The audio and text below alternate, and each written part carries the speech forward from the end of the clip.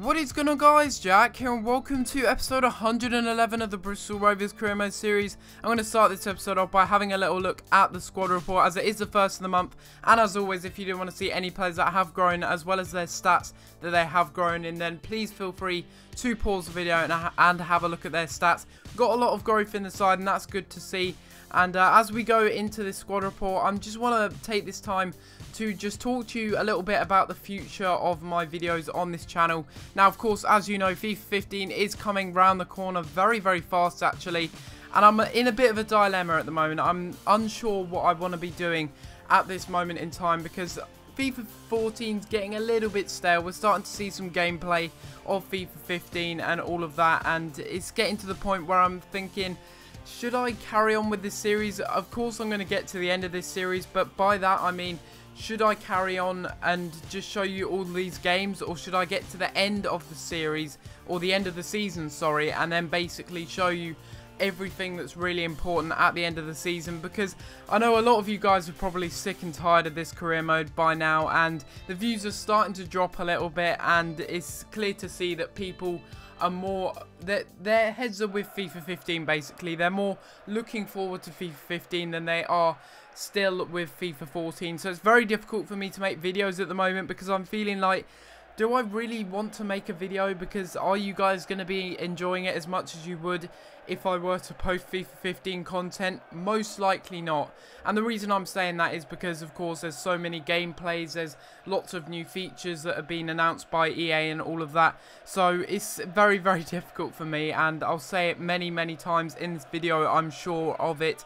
And you can see we're going into this first match of the episode. It is going to be against Tottenham, and it was a match that we really should be winning, because you could see in the league table earlier on in this video that Manchester City, they are doing quite well at the moment, and we certainly needed to pick up the points, and by golly did we start it off very well.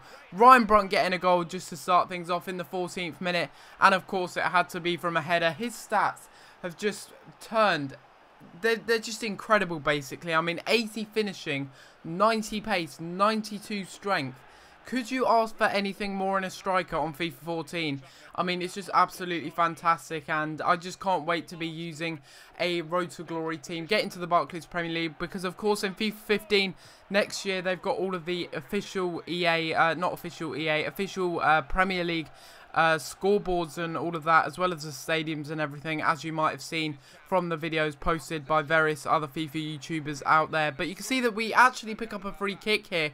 Campbell did very well to keep the ball in, and Eric Dier made a silly little challenge there, which led to the free kick, which we do cross in with Gerard Hughes, and somehow a penalty is given there. I know it is handball, but it didn't really look like it from this angle, and it looked a little bit silly that the ref had given it a penalty. But I'm not going to be complaining, because it was a good chance for us to double our lead here, and it was a really good chance for us to score this penalty, because they have Aurelio Gomez in goal, and you guys know it. He's not the best keeper on this game. He's not the best of keepers whatsoever. Don't know why they got rid of Lloris, but hey, that's a story for another time. He probably went to Real Madrid or something, as he always does on every year of career mode. And that's something that I do hope they change for FIFA 15. I really do hope that they stop with the scripting, you know. Whenever is Mascherano going to go to Manchester United? You know, that happened all the time on FIFA 13.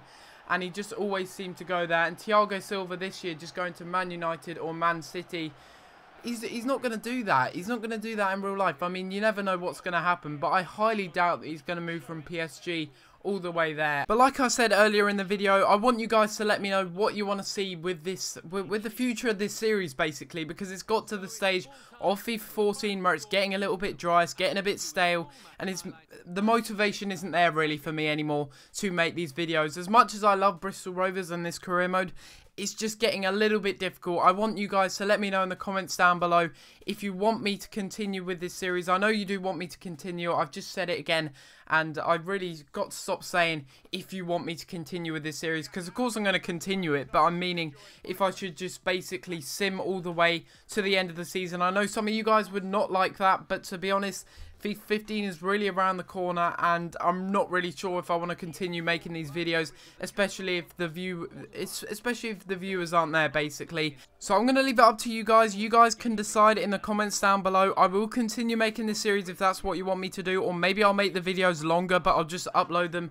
less regularly. Maybe it'll just be every other day that I'll upload them, but I will add in more games. Say I add in 5 games per episode instead of 3 games. Maybe you guys would like to see that, because that way the series, it would get less stale basically, and I'll finish it quicker. And maybe it's a little bit premature to say that. I don't know what you guys want at the moment, because of course I haven't uploaded this video yet. But if that's what you guys want and that's what you guys think is a good idea, then I'll go ahead and do that. But anyway, we'll stop talking about that. Also, I want to mention I will be posting a straw poll in the next couple of weeks. Basically asking you guys what career mode you want to see for FIFA 15.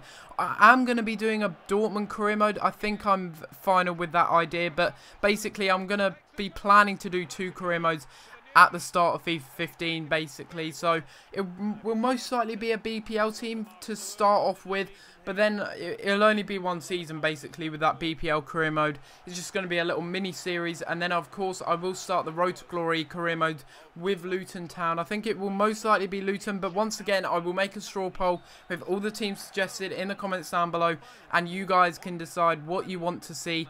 Also follow me on Twitter for that, because I will most likely post it on Twitter instead of posting a straw poll link on YouTube, because it's probably a little bit easier for you guys to access it that way, and it's a bit easier for you to vote that way. But anyway, you can see we went into this match and it is a Capital One Cup game. I think it was the quarterfinals, and you know me with the Capital One Cup, I just really don't give a crap about it because the finances just aren't there. You can see that we could have easily won it because Newcastle did go through. We would have been facing them in the next round. Blackpool actually beat Stoke surprisingly, and Liverpool beat Manchester City, who we are actually facing at the top of the table. We're having a bit of a clash with them at the top of the table as we go into this game, and it's going to be against Arsenal again. So we're playing Arsenal twice in this episode.